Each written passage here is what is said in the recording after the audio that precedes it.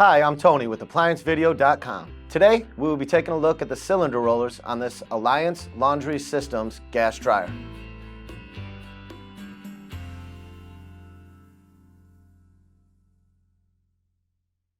Stop. Before beginning any repair, remember to disconnect the power from the appliance.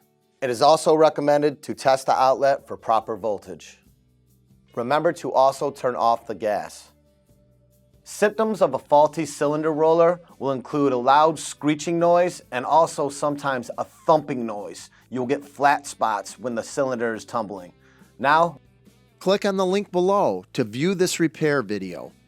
ApplianceVideo.com guides you step by step, giving you the confidence to avoid recalls and callbacks, also saving time on repairs.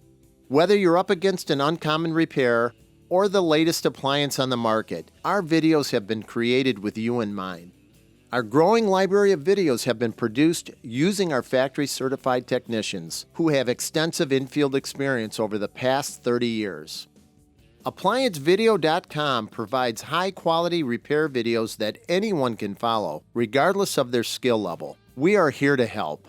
Click on the link below to view this repair video and let us help you do it right the first time.